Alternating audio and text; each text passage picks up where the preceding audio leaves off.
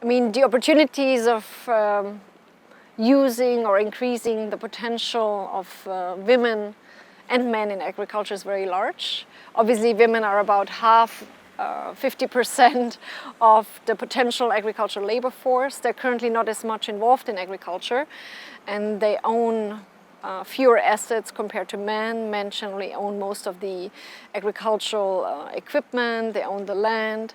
But the role of women is increasing, in part because of the so-called, what we call feminization of agriculture. Men continue and increasingly migrate into urban areas because there are better earning opportunities, and a lot of the agricultural land areas just become too small to really sustain a family.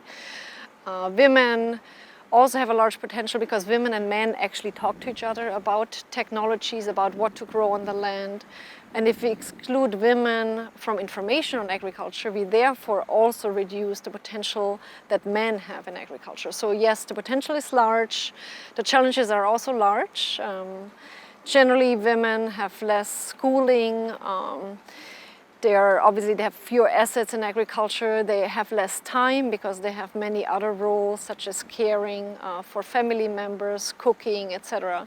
So the challenges are significant to bringing them fully into agriculture, but the potential benefits are very large, so it certainly pays off.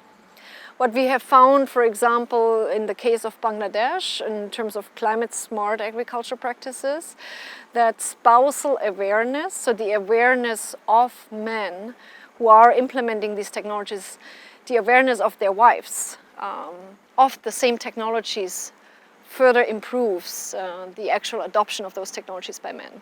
So we do want to inform both because, as I said, women and men do discuss technologies, they do talk to each other. So bringing in women actually improves overall outcomes. Plus, even so, most agriculture assets are generally owned by men. There are some assets that are more likely to be owned by women, for example, small livestock. There are a lot of opportunities to increase productivity of this small livestock. And if we do not bring in the women to discuss those technologies, if we don't inform them, then the overall household agricultural productivity is much lower than it could be.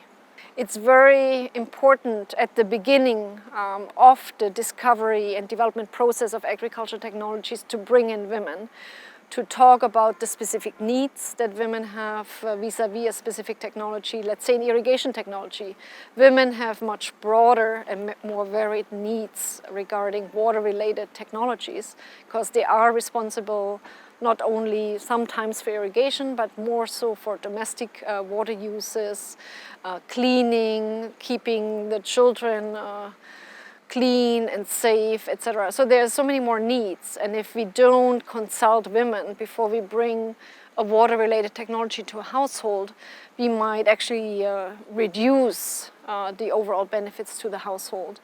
So basically there is a very large benefit from bringing in women from the beginning.